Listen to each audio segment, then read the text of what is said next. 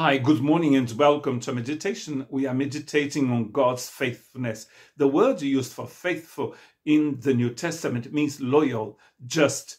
It talks about people who show themselves loyal in business, loyal in transactions, loyal in the execution of orders.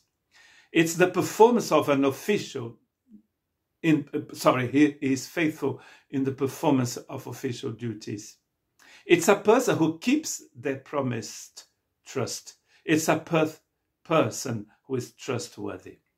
We find the word in 1 Corinthians chapter 10, verse 13. No temptation has overtaken you except what is common to mankind. And God is faithful. He will not let you be tempted beyond what you can bear. But when you are tempted, he will also provide a way out so that you can endure it. So this verse 13, actually the story that Paul is telling us starts in verse 9 when he says, we should not test Christ as some of them did and were killed by snakes. And verse 10 says, and do not grumble as some of them did and were killed by the destroying angel. These things happened to them as examples and were written down as warnings for us, on whom the culmination of the ages has come.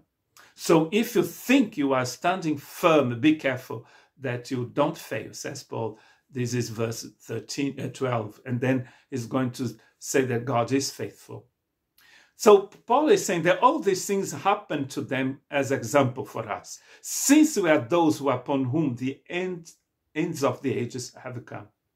So it can and should take warning from the bad examples of Israel. We have a greater responsibility because we can learn from their mistakes. Therefore, says Paul, let him who thinks he stands take heed lest he fall. Because we are not different from those people. For the Corinthian Christians to resist the temptation to be selfish and self-focused, they must understand they are vulnerable like those people in the Old Testament. The one who thinks he stands will not stay on guard against temptation, so he may easily fall. Temptation works like rocks in a harbor. When the tide is low, everyone sees the danger and avoids it. But Satan's strategy in temptation is to raise the tide and to cover over the dangers of temptation. Then he likes to crush you upon the covered rocks.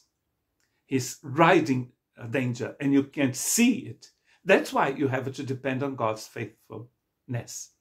God knows everything. He knows that there's danger there, so he's going to lead you somewhere else. The highest saint under heaven can stand no longer than he depends upon God and continues in the obedience of faith.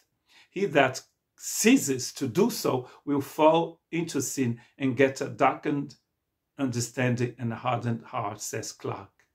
So we need to depend on God, even if when you think you are too strong and you don't need it. You don't need God's faithfulness. That's when you're going to fall, he's saying here. Paul continues saying, no temptation has overtaken you except such as is common to men. We often want to excuse ourselves saying our circumstances are very unique. They are special exception. But God is reminding us in this text that our temptation is not unique. Many other men and women of God have faced the same similar temptation. That's what he's saying. Paul is saying to the church. He's saying that look back and you see that people before you, they were tempted the same way. But some people found the strength in God to overcome the temptation. Others before you, Paul is saying, have found the strength in the Lord to overcome the same temptation. So you can be victorious in the strength of Jesus, not in your own strength. You cannot fight temptation if you're not fighting with Jesus' power. You might know the story of this person who told Jesus to open the door when Satan knocked at her house's door. And then when Satan saw Jesus, Satan said, oh, sorry, I came to the wrong house. We have to ask Jesus to answer the door when temptation comes. Because if you do, you're going to fall. You cannot, on your own strength, resist temptation. That's why Paul is saying, God is faithful. So we need to trust that God is going to help us as we go through a time of temptation. God bless you.